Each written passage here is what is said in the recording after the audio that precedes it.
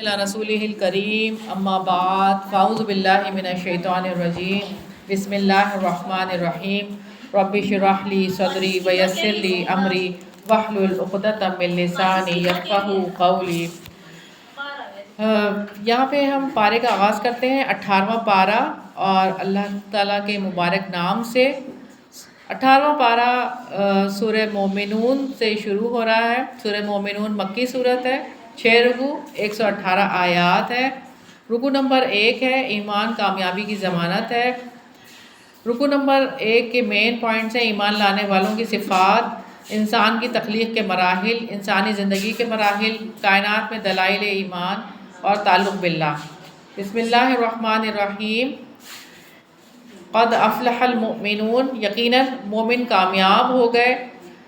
انسان کی زندگی کا مقصد اللہ تعالیٰ کی غلامی کرنا، اس کی عبادت کرنا ہے۔ جب انسان اللہ تعالیٰ کا غلام، اطاعت گزار، فرما بردار اور عبادت گزار بن جاتا ہے وہ کامیاب ہو جاتا ہے، جو اللہ تعالیٰ کی رضا حاصل کرنے کے لیے اپنی جان بھلا دے۔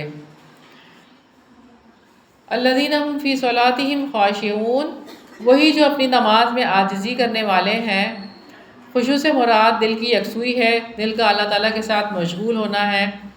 یہ ہے کہ انسان اپنے آپ کو دل کے وسوسوں اور خیالات سے بچا کر رکھے اور اللہ تعالیٰ کی عظمت کو اپنے دل کے اندر بٹھانے کی کوشش کرے۔ سیدنا رفاع بن رافع رضی اللہ عنہ بیان کرتے ہیں کہ رسول اللہ صلی اللہ علیہ وسلم ایک دن مسجد میں تشریف فرما تھے اور ہم بھی آپ صلی اللہ علیہ وسلم کے گرد بیٹھے ہوئے تھے۔ ایک آدمی جو دیہاتی محسوس ہوتا تھا وہ مسجد میں داخل ہوا اور اس نے نماز پڑھنا شروع کی۔ اس نے اپنی نماز میں جلدی کی، پھر وہ نماز ادا کر چکا تو نبی پاک صلی اللہ علیہ وسلم اس کے پاس آئے اور آپ صلی اللہ علیہ وسلم کے پاس آیا اور آپ صلی اللہ علیہ وسلم کو سلام کیا تو آپ صلی اللہ علیہ وسلم نے فرمایا کہ تجھ پر بھی سلامتی ہو، جاؤ پھر سے نماز پڑھو، تم نے نماز نہیں پڑھی۔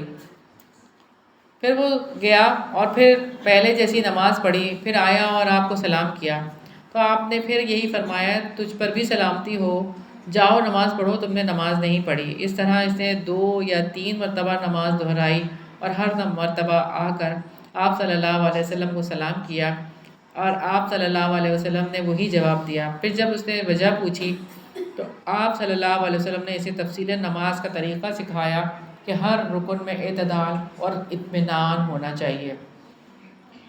والذین هم عن اللغو معرضون، اور وہی جو لغویات سے منہ موڑنے والے ہیں۔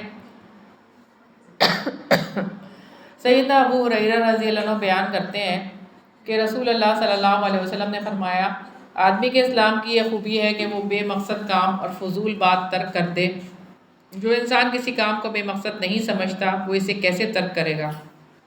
مثال کے طور پر رمضان کے مبارک دنوں اور مبارک راتوں میں کچھ لوگ فیس بک پر مصروف رہتے ہیں، کچھ لوگ موبائل پر مصروف رہتے ہیں اور کچھ نہیں تو بچے کہتے ہیں کہ ہم یہ کچھ تلاش کر رہے ہیں۔ بھلا یہ کس نوعیت کی ریسرچ ہے جس کی وجہ سے اجر و ثواب ملے گا؟ ایک پیمانہ اپنے پاس ضرور رکھ لیجئے کہ نتیجے والا کام وہ ہے جس کا آخرت میں اچھا نتیجہ برآمد ہو، اور بے نتیجے کا کام وہ ہے جس کا آخرت میں کوئی نفع نصیب ہونے والا نہ ہو۔ کامیاب مومن وہ ہیں جو لغو اور بے نتیجہ کام ترک کر دیتے ہیں۔ والذین هم للزکاۃ فاعلون، اور وہی جو زکوٰۃ کو ادا کرنے والے ہیں۔ والذین هم لفروجہم حافظون، اور وہی جو اپنی شرمگاہوں کی حفاظت کرنے والے ہیں۔ شرمگاہوں کی مکمل حفاظت سے مراد ان تمام کاموں سے اجتناب کرنا ہے جو زنا کی طرف لے جاتے ہیں، مثلا غیر محرم کو دیکھنا اور چھونا وغیرہ۔ آج سوسائٹی میں کون ہے جو تسلیم کرتا ہے کہ میں بھی کبھی برہنہ ہوا ہوں؟ لیکن آج ہم اپنے نوجوانوں کو دیکھیں تو جس قسم کا لباس وہ پہنتے ہیں، اس میں ان کی پیچھے سے اگر آپ ٹراؤزر دیکھیں تو ہپ لائن تک نظر آ رہی ہوتی ہے۔ اپنے جسم کے اعضاء اگر خواتین دکھائیں یا مرد دکھائیں تو اس کا مقصد کیا ہو سکتا ہے؟ اس میں کون سی پاکیزگی ہے؟ کیا یہی جنت کا راستہ ہے؟ کیا یہی اللہ تعالیٰ کے حکم کی پیروی کرنا ہے؟ رسول اللہ صلی اللہ علیہ وسلم نے فرمایا حیا ایمان کا حصہ ہے۔ خواتین کا عام طور پر کپڑا ہی ایسا بنتا ہے جس کی وجہ سے جسم ضرور نمایاں ہو۔ پھر جسم کے کتنے حصے ہیں جن کا غیر محرموں کے سامنے کھولنا حرام ہے، لیکن وہ سارے حصے غیر محرموں کے سامنے کھولے جاتے ہیں، اس کے باوجود کسی کی حیا پر کوئی زد نہیں پڑتی۔ الا علی ازواجہم او ما ملکت ایمانہم فانہم غیر ملومین، سوائے اپنی بیویوں کے یا جن کے مالک ان کے دائیں ہاتھ بنے تو یقیناً وہ ملامت کیے ہوئے نہیں ہیں۔ تو فَمَنِ ابْتَغَىٰ وَرَاءَ ذَٰلِكَ فَأُولَٰئِكَ هُمُ الْعَادُونَ، پھر جو اس کے علاوہ کچھ اور ڈھونڈیں تو وہی حد سے بڑھنے والے ہیں۔ جو بیوی اور شرعی مملوکہ لونڈی کے ماں سوا کچھ اور چاہیں تو وہ حد سے بڑھنے والے ہیں۔ وَالَّذِينَ هُمْ لِأَمَانَاتِهِمْ وَعَهْدِهِمْ رَاعُونَ، اور وہی جو اپنی امانتوں اور اپنے عہد کی رعایت کرنے والے ہیں۔ وَالَّذِينَ هُمْ عَلَىٰ صلواتہم یحافظون، اور وہی جو اپنی نمازوں کی حفاظت کرتے ہیں۔ تو پانچوں نمازیں باجماعت ادا کرتے ہیں، طہارت کی شرائط پوری کرتے ہیں، رکوع اور سجدے میں عجلت نہیں کرتے اور نماز کے دیگر آداب اور سنن کا خیال رکھتے ہیں۔ جنت کے وارث تو وہ لوگ ہیں جو ایمان والوں کی صفات اپنے اندر پیدا کر لیں۔ اولئک هم الوارثون، یہی لوگ وارث ہیں۔ سیدنا ابو ہریرہ رضی اللہ عنہ سے روایت ہے کہ رسول اللہ صلی اللہ علیہ وسلم نے فرمایا، تم میں سے ہر ایک کے دو ٹھکانے ہیں، ایک جنت میں اور دوسرا جہنم میں۔ جب وہ مرتا ہے اور جہنم میں چلا جاتا ہے تو جنت والے اس کے حصے کو لاوارث سمجھ کر لے لیتے ہیں۔ اللہ تعالیٰ کے قول اولئک هم الوارثون، یہی لوگ وارث ہوں گے کا یہی مطلب ہے۔ الذین یرثون الفردوس هم فیہا خالدون، جو فردوس کے وارث ہوں گے وہ اس میں ہمیشہ رہنے والے ہیں۔ مومن فردوس کے وارثوں میں سے ہوں گے۔ اور بلا شبہ یقیناً ہم نے انسان کو مٹی کے خلاصے سے پیدا کیا، اللہ تعالیٰ نے انسان کو مٹی سے پیدا کیا، پھر ہم نے اسے ایک محفوظ ٹھکانے میں نطفہ بنا دیا۔ پھر ہم نے نطفے کو جمع ہوا خون بنایا، پھر ہم نے اس جمے ہوئے خون کو بوٹی بنا دیا، پھر ہم نے اس بوٹی کو ہڈیاں بنایا، پھر ہم نے ان ہڈیوں کو گوشت پہنایا، پھر ہم نے اسے ایک دوسری صورت میں بنا کھڑا کیا۔ سو بڑا ہی برکت والا ہے اللہ تعالیٰ، بہترین پیدا کرنے والا ہے۔ پھر یقیناً اس کے بعد تم ضرور مرنے والے ہو، پھر یقیناً تم قیامت کے دن اٹھائے جاؤ گے۔ اور بلا شبہ یقیناً ہم نے تمہارے اوپر 7 راستے بنائے اور مخلوق سے ہم کبھی غافل نہیں تھے، اور ہم نے آسمان سے ایک خاص اندازے سے پانی نازل کیا، ہم نے اسے زمین میں ٹھہرا دیا، اور یقیناً ہم اس کے لیے لے جانے پر ضرور قدرت رکھنے والے ہیں۔ تو آسمان سے ایک خاص اندازے سے اللہ تعالیٰ نے جو پانی نازل کیا، پھر زمین میں ٹھہراتے ہیں، اور پھر اللہ تعالیٰ لے کے جانے کی بھی قدرت رکھتے ہیں۔ پھر اس کے ذریعے ہم نے تمہارے لیے کھجور اور انگور کے باغ پیدا کیے، ان میں تمہارے لیے بہت سے لذیذ پھل ہیں، اور انہی میں سے کچھ تم کھاتے ہو۔ اور ہم نے وہ درخت پیدا کیا جو طور سینا سے نکلتا ہے، وہ کھانے والوں کے لیے تیل اور سالن اگاتا ہے۔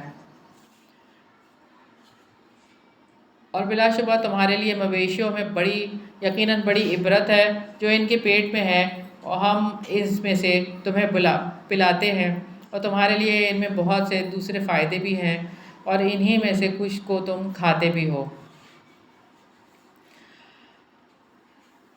اور ان پر اور کشتیوں پر تم سوار کیے جاتے ہو۔ ان تمام نعمتوں کا انسان سے یہ تقاضا ہے وہ اللہ تعالیٰ کے احسانات کا اعتراف کرے، اپنے دل، زبان اور اعضاء سے اللہ تعالیٰ کا شکر ادا کریں، صرف اسی کی عبادت کریں، اور اس کی عبادت میں کسی کو بھی کسی طرح شریک نہ کریں۔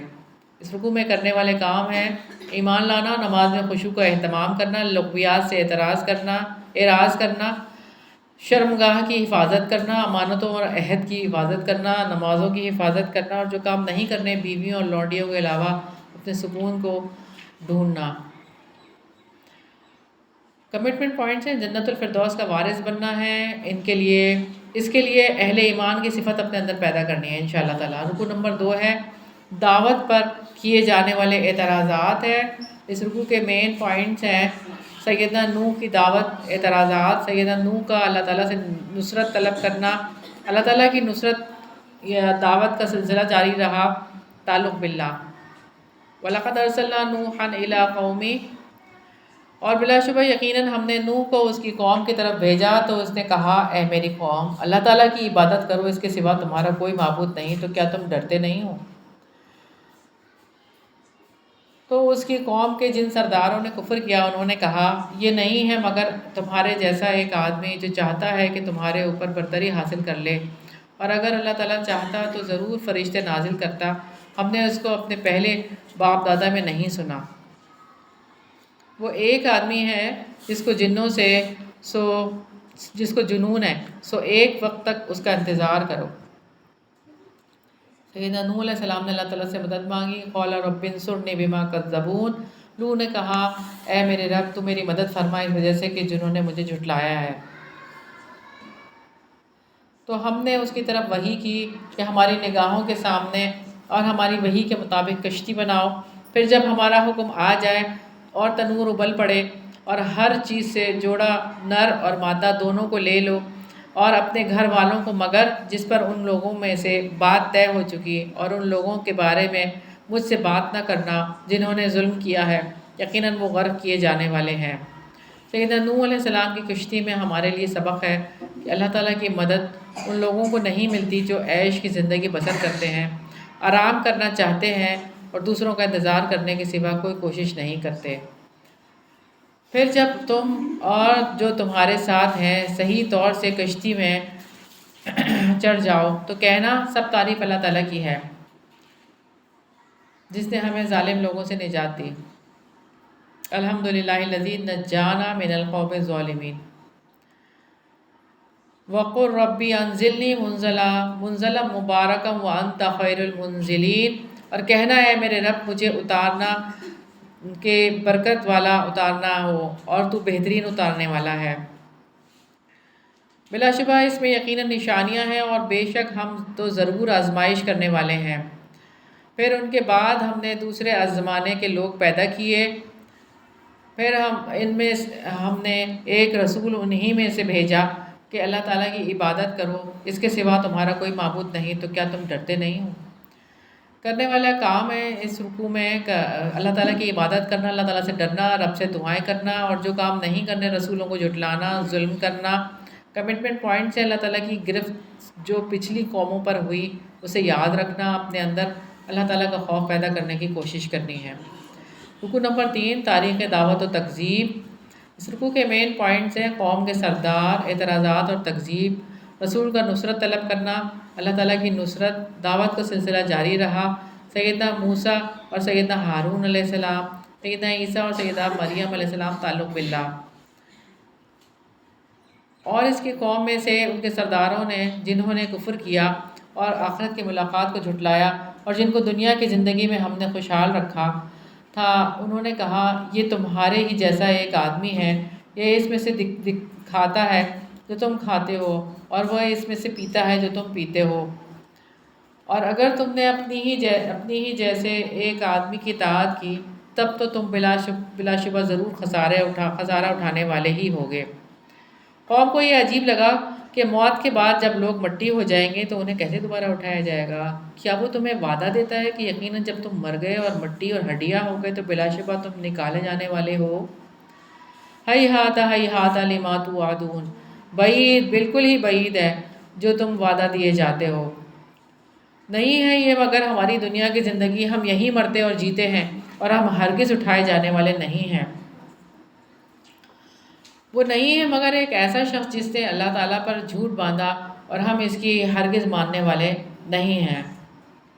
تو سیدنا ہود علیہ السلام نے قوم کے جھٹلانے پر اللہ تعالیٰ سے مدد طلب کی، قال رب انصرنی بما کذبون، رسول نے کہا ہے میرے رب میری مدد کر اس کے بدلے جو انہوں نے مجھے جھٹلایا۔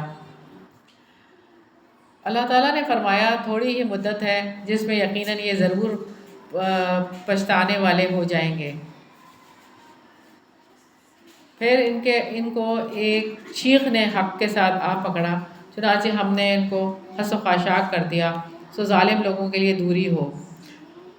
پھر ہم نے ان کے بعد دوسرے زمانوں کے لوگ پیدا کیے۔ جب کسی قوم کی تباہی کا وقت آتا ہے نہ پہلے ہلاک ہوتی ہے نہ بعد میں ٹھہر سکتی ہے، کوئی امت نہ اپنے وقت مقرر سے آگے جاتی ہے اور نہ ہی وہ پیچھے رہتے ہیں۔ پھر ہم نے پے در پے رسول بھیجے، جب کبھی کسی امت کے پاس اس کا رسول آیا انہوں نے اسے جھٹلا دیا تو ہم نے ان کے بعض کو بعض پر پیچھے چلتا کیا اور ہم نے انہیں کہانیاں بنا دیا سو اس قوم کے لیے دوری ہے جو ایمان نہیں لاتے۔ پھر ہم نے موسیٰ اور اس کے بھائی ہارون کو اپنی آیات اور واضح دلیل کے ساتھ بھیجا۔ فرعون اور اس کے سرداروں کی طرف تو انہوں نے تکبر کیا اور وہ سرکش لوگ تھے۔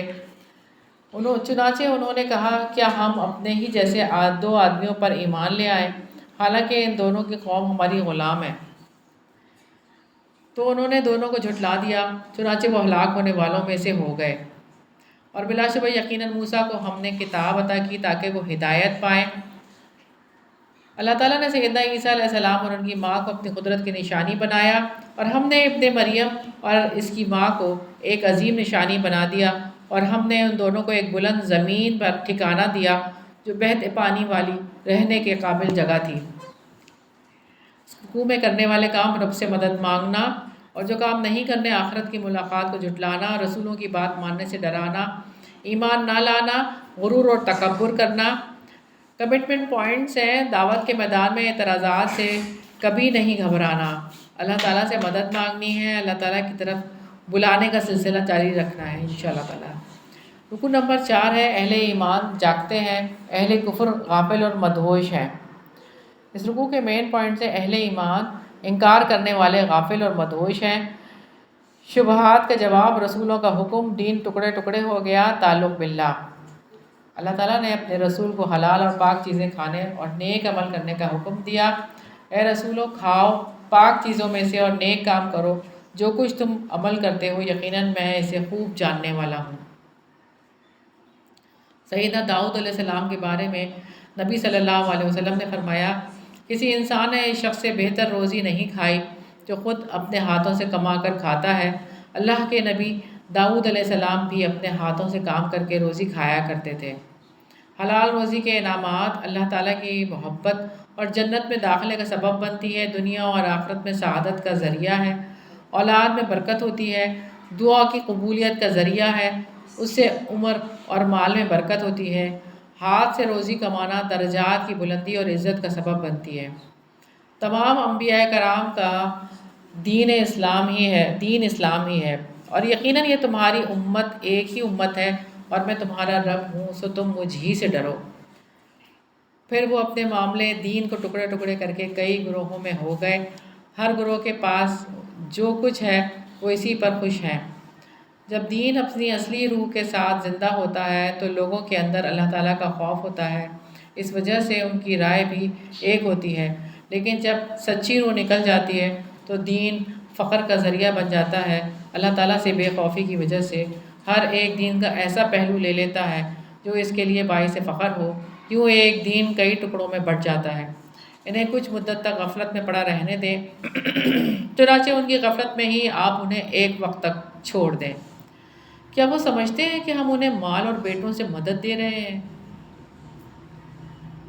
یعنی کہ وہ چہیتے بن گئے ہیں اللہ تعالیٰ کے، ہم انہیں بھلائیاں دینے میں سرگرم عمل ہیں، بلکہ وہ سمجھتے نہیں۔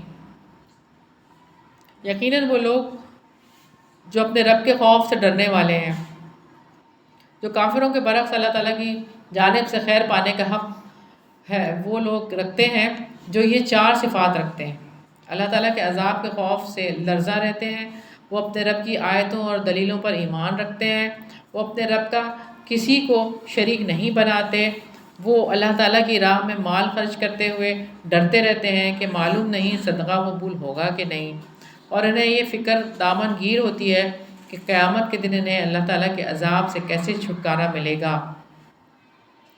مومن رب کی آیات اور دلیلوں پر ایمان رکھتے ہیں، اور وہ لوگ جو اپنے رب کے آیات پر ایمان لاتے ہیں۔ والذین هم بربهم لا یشرکون، اور وہ لوگ جو اپنے رب کے ساتھ شرک نہیں کرتے،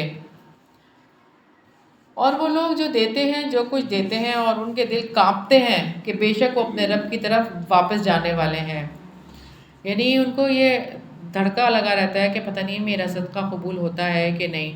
جو انسان یہ شعور رکھتا ہے کہ میری ہر سانس کے ساتھ اللہ تعالیٰ کی نعمتیں مجھ پر برس رہی ہیں، وہ اپنے وجود کے ذرے ذرے میں اپنے رب کی عظمت کو پا لیتا ہے، اس کے شعور میں یہ بات اچھی طرح سے بیٹھ جاتی ہے کہ ہر چیز میں اللہ تعالیٰ کا ہاتھ ہے، اس لیے وہ ہر وقت ڈرتا رہتا ہے۔ ام المومنین سیدہ عائشہ رضی اللہ عنہ کہتی ہیں کہ میں نے رسول اللہ صلی اللہ علیہ وسلم سے اس آیت کے متعلق کہ جو ہم پڑھ رہے ہیں کہ ان کے دل کانپتے ہیں، اس کا مطلب پوچھا کیا یہ وہ لوگ ہیں جو شراب پیتے ہیں اور چوری کرتے ہیں؟ آپ صلی اللہ علیہ وسلم نے فرمایا نہیں صدیق کی صاحبزادی، بلکہ یہ وہ لوگ ہیں جو روزے رکھتے ہیں، نمازیں پڑھتے ہیں، صدقے دیتے ہیں، اس کے باوجود ڈرتے رہتے ہیں کہ کہیں ان کی یہ نیکیاں قبول نہ ہوں۔ اولئک یسارعون فی الخیرات وہم لہا سابقون، یہی لوگ ہیں جو نیک کاموں میں بھاگ دوڑ کرتے ہیں اور انہی میں سبقت لے جانے والے ہیں۔ اور ہم کسی نفس کو اس کی طاقت سے زیادہ تکلیف نہیں دیتے، اور ہمارے پاس ایک کتاب ہے جو حق کے ساتھ بولے گی اور وہ ظلم نہیں کیے جائیں گے۔ وہ قرآن کے بارے میں غفلت اور حیرت میں ہیں، بلکہ ان کے دل اس سے غفلت میں ہیں اور ان کے کام اس کے علاوہ بھی ہیں جنہیں وہ کرنے والے ہیں۔ یہاں تک حتیٰ کہ جب ہم ان کے خوشحال لوگوں کو عذاب میں پکڑیں گے تو اچانک وہ بلبلا رہے ہوں گے، چیختے ہوں گے، چلاتے ہوں گے، مت بلبلاؤ، یقیناً آج ہماری طرف سے تمہیں کوئی مدد نہیں دی جائے گی۔ خوشحال لوگوں کو ڈانٹا جاتا ہے کہ تمہاری کوئی مدد نہیں کی جائے گی۔ میری آیتیں تم پر پڑھی جاتی تھیں تو تم اپنی ایڑیوں پر پھر جایا کرتے تھے، تکبر کرنے والے بن کر رات کو اس پر باتیں کرتے ہوئے تم بیہودہ گوئی کرتے تھے۔ اگر وہ قرآن حکیم پر غور و فکر کرتے تو کیا ان لوگوں نے اس کلام پر غور نہیں کیا، یا ان کے پاس کوئی ایسی چیز آئی ہے جو ان کے پہلے باپ دادا کے پاس نہیں آئی تھی؟ کس چیز نے انہیں رسول کی پیروی سے روکا، یا انہوں نے اپنے رسول کو پہچانا نہیں کہ وہ اس کا انکار کرنے والے ہیں؟ کس چیز نے رسول صلی اللہ علیہ وسلم کی پیروی سے روکا ہے؟ کیا وہ انہیں نہیں پہچانتے؟ اگر وہ کہتے ہیں کہ ہم ان کی صداقت، امانت اور اخلاق کے بارے میں نہیں جانتے تو یہ جھوٹ ہے۔ حقیقت یہ ہے کہ آپ صلی اللہ علیہ وسلم کو ان کا بچہ بچہ خوب جانتا ہے۔ نبوت سے پہلے انہیں سبھی صادق اور امین پکارتے تھے۔ آپ اپنے رسول کو پہچانتے ہیں؟ آپ ان کی سیرت کو، ان کی احادیث کو پہچانتے ہیں؟ آپ میں سے کتنے لوگ ہیں جن کے گھر میں سیاہ ستہ ہے؟ سیاہ ستہ کیا ہوتا ہے؟ چلے ایک صحیح کتاب جس کے گھر میں ہو، صحیح بخاری ہے، کیا آپ نے اپنی زندگی میں حدیث کی کوئی ایک کتاب پڑھی رہی؟ کتنے لوگ ہیں نبی صلی اللہ علیہ وسلم کی سیرت پر کتابیں اپنے گھر میں جمع کر رکھی ہیں؟ کیا آپ نے نبی کریم صلی اللہ علیہ وسلم کی سیرت کو پڑھنے کے لیے، یعنی آپ پڑھتے ہیں سیرت؟ سوچتے رہیے گا کہ ہم کہاں آئے پھر، اور یہ فرض ہے۔ اللہ رب العزت نے سوال کیا ہے، یا انہوں نے اپنے رسول کو پہچانا نہیں کہ وہ اس کا انکار کرنے والے ہیں؟ یہ سوال ہم سب سے ہے۔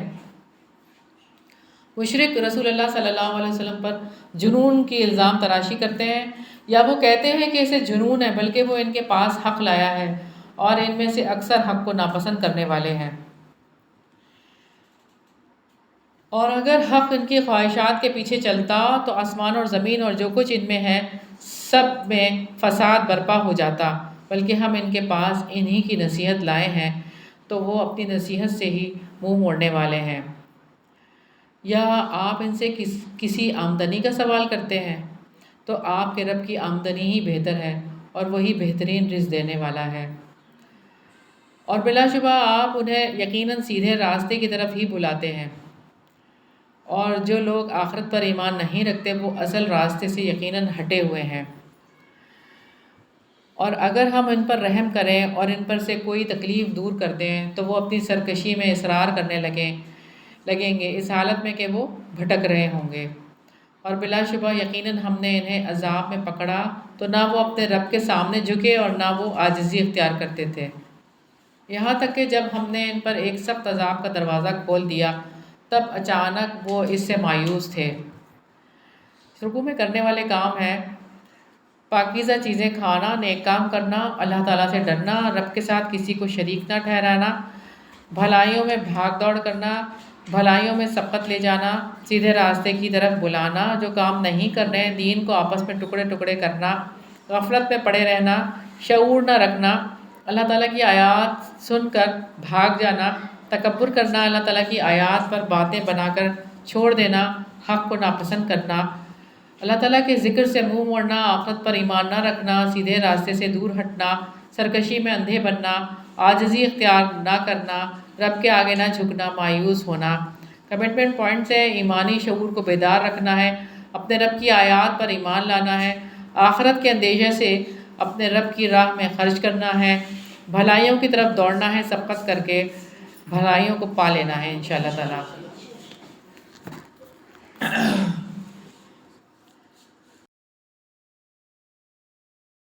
رکو نمبر 5 ہے مشرکین کے عقائد پر گرفت۔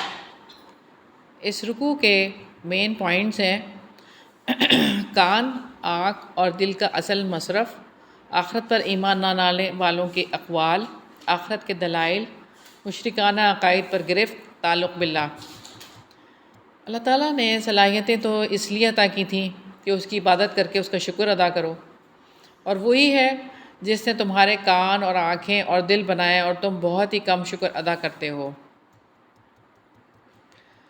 وَهُوَ الَّذِي ذَرَاكُمْ فِي الْأَرْضِ وَإِلَيْهِ تُحْشَرُونَ، اور وہی ہے جس نے زمین میں تمہیں پھیلا دیا اور اسی کی طرف تم اکٹھے کیے جاؤ گے، اور وہی ہے جو زندہ کرتا ہے اور وہی موت دیتا ہے، اور رات اور دن کا بدلنا اسی کے اختیار میں ہے، تو کیا تم نہیں سمجھتے؟ بلکہ انہوں نے کہا جیسے پہلے لوگوں نے کہا تھا، موت کے بعد مٹی ہو جانا پھر زندہ کر کے اٹھایا جانا کافروں کے لیے ناقابل یقین تھا۔ انہوں نے کہا کہ کیا جب ہم مر جائیں گے اور ہم مٹی اور ہڈیاں ہو جائیں گے تو کیا ہم واقعی اٹھائے جانے والے ہیں؟ بلا شبہ یقیناً یہ وعدہ ہم سے بھی کیا گیا اور اس سے پہلے ہمارے باپ دادا سے بھی، یہ محض اس سے پہلے لوگوں کی کہانیاں ہیں۔ آپ پوچھیں کس کا ہے جو زمین میں اور اس میں ہے اگر تم جانتے ہو۔ رب العزت نے زندگی بعد الموت اور آخرت کا انکار کرنے والوں سے کہا ہے، اللہ تعالیٰ کے ساتھ دوسروں کو شریک ٹھہراتے ہیں، کہ یہ بتاؤ مالک کون ہے؟ اللہ تعالیٰ کے ساتھ دوسروں کو شریک ٹھہراتے ہیں تو زمین اور آسمان جو کچھ بھی ہے، اس کی ساری مخلوقات، انسان، جانور، نباتات، سمندر، دریا، صحراؤں، ان سب کو کس نے بنایا؟ پہاڑوں کو۔ یہ بتاؤ مالک کون ہے اگر تم علم رکھتے ہو۔ سَيَقُولُونَ لِلَّهِ قُلْ أَفَلَا تَذَكَّرُونَ، وہ جلد ہی کہیں گے اللہ تعالیٰ کا ہے، آپ کہہ دو تو کیا تم نصیحت حاصل نہیں کرتے؟ آپ پوچھیں 7 آسمانوں کا رب اور عرش عظیم کا رب کون ہے؟ وہ جلد جلد کہیں گے اللہ تعالیٰ کے لیے ہے، کہہ دو تو کیا تم ڈرتے نہیں؟ آپ پوچھیں کہ ہر چیز کی مکمل بادشاہت کس کے ہاتھ میں ہے اور وہی پناہ دیتا ہے اور اس کے مقابلے میں پناہ نہیں دی جا سکتی اگر تم جانتے ہو۔ سَيَقُولُونَ لِلَّهِ قُلْ فَأَنَّىٰ تُسْحَرُونَ، وہ جلد ہی کہیں گے اللہ تعالیٰ ہی کے لیے ہے، کہہ دو کہ تمہیں جادو کیا جاتا ہے، بلکہ ہم ان کے پاس حق لائے ہیں اور بلا شبہ وہی یقیناً جھوٹے ہیں۔ اللہ تعالیٰ نے کسی کو بیٹا نہیں بنایا اور نہ ہی اس کے ساتھ کوئی اور معبود ہے، ورنہ ہر معبود ضرور اس کو لے جاتا جو اس نے پیدا کیا، اور ان میں سے ایک دوسرے پر ضرور چڑھ دوڑتا۔ پاک ہے اللہ تعالیٰ اس سے جو وہ بیان کرتے ہیں۔ وہ غیب اور حاضر کا جاننے والا ہے، پس وہ اس سے بہت بلند ہے جسے وہ شریک بناتے ہیں۔ کرنے والے کام ہیں اللہ تعالیٰ کی صفات پر غور و فکر کرنا، جو کام نہیں کرنے، شکر میں کمی کرنا، عقل سے کام نہ لینا، اللہ تعالیٰ سے نہ ڈرنا، جھوٹا ہونا۔ کمٹمنٹ پوائنٹس ہیں سننے، دیکھنے اور سوچنے کی قوتوں کو اللہ تعالیٰ کے لیے استعمال کرنا ہے، اللہ تعالیٰ کا شکر ادا کرنا ہے انشاءاللہ تعالیٰ۔ رکو نمبر 6 ہے ہم نے تو فضول پیدا نہیں کیا، اور اس رکوع کے مین پوائنٹس ہیں یہ لوگ باز نہیں آئیں گے، نفسا نفسی، اذیت ناک سرزنش ثابت ہوا، آپ کہہ دیں نبی کو ہدایات، تعلق باللہ۔ آپ دعا کریں اے میرے رب اگر آپ ضرور مجھے وہ دکھائیں جس کا وہ وعدہ دیے جاتے ہیں۔ رسول اللہ صلی اللہ علیہ وسلم کو مصیبتوں، آفتوں اور عذابوں کے وقت یہ دعا مانگنے کے لیے کہا گیا، ربی فلا تجعلنی فی القوم الظالمین،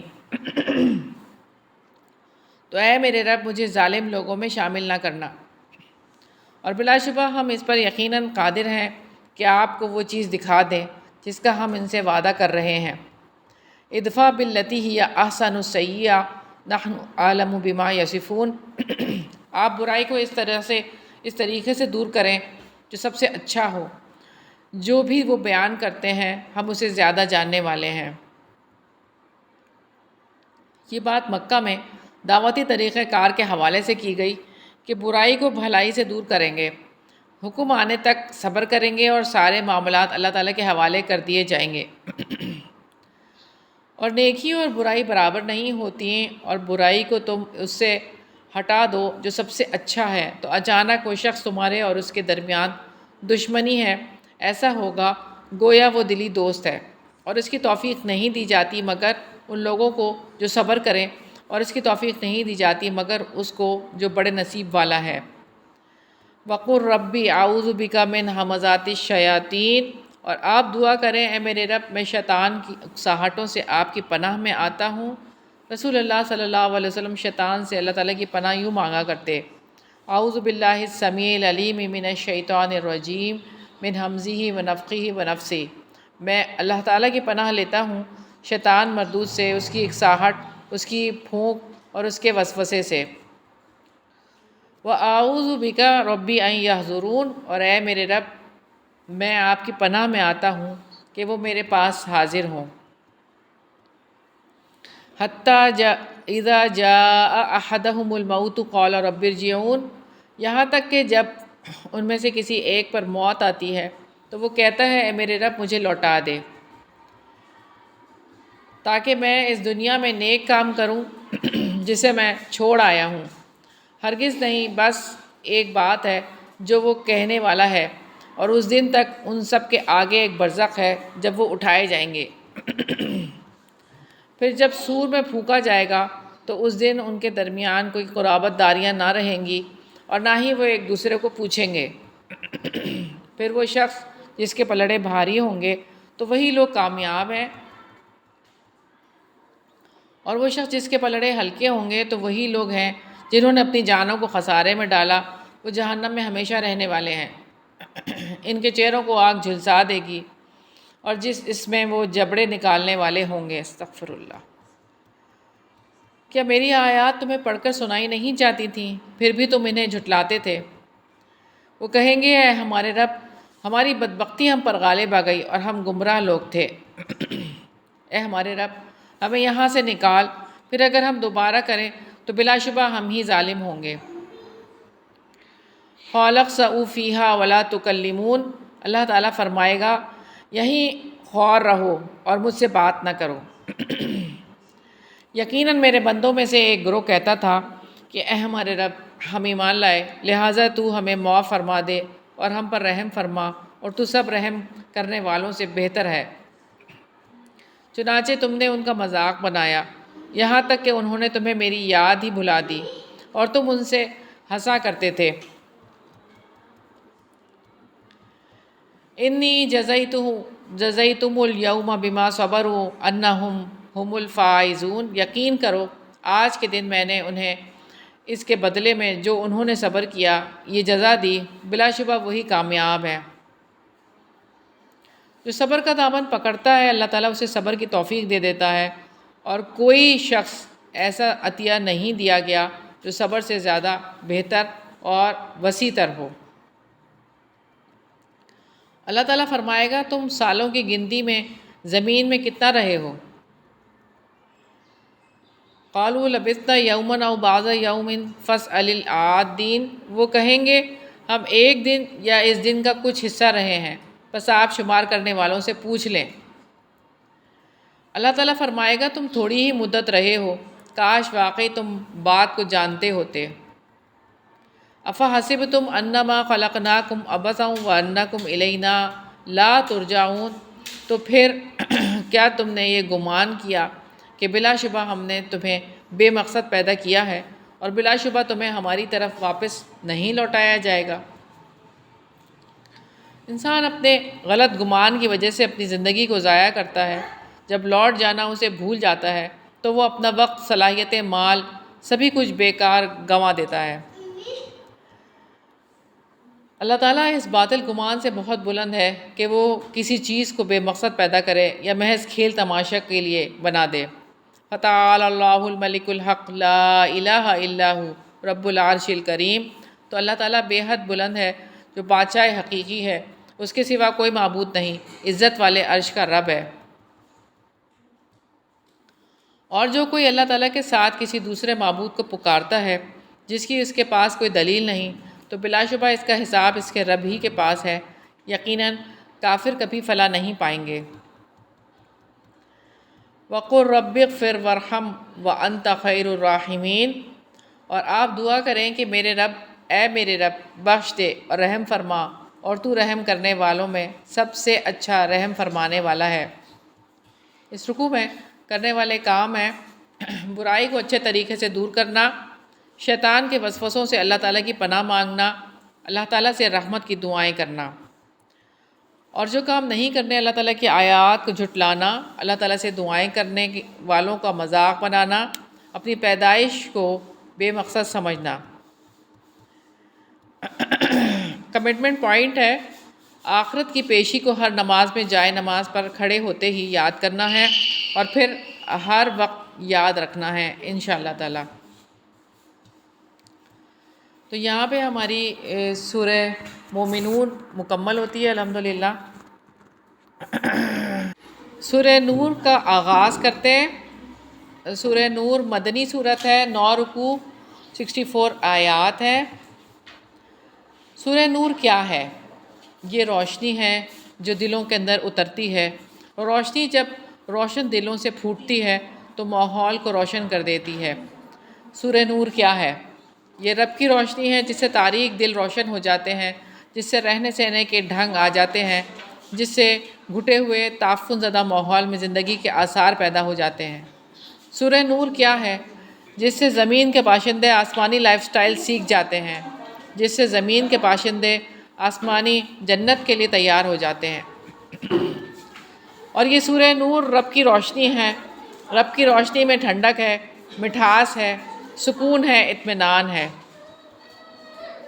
تو آئیں یہ روشنی دلوں میں بسا لیں، گھرانوں کو روشن کر لیں اور روشنیوں کے مسافر بن جائیں، یہ روشنی پورے جہان میں پھیلا دیں۔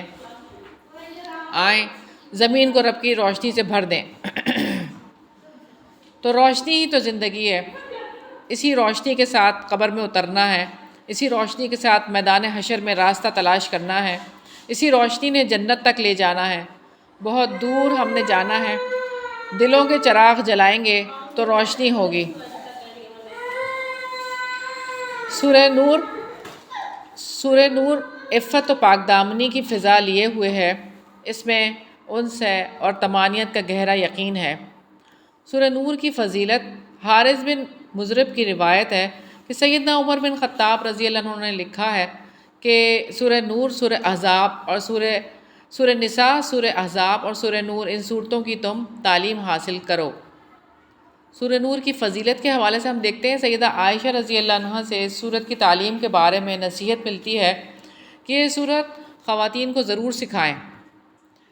اور اس کی فضیلت کے حوالے سے ہم یہ دیکھتے ہیں کہ یہ سورت معاشرتی تربیت کرتی ہے، اور یہ سورت واضح کرتی ہے کہ اسلام کیسی معاشرت سکھاتا ہے، کن حدود و قیود کا خیال رکھنے کا حکم دیتا ہے۔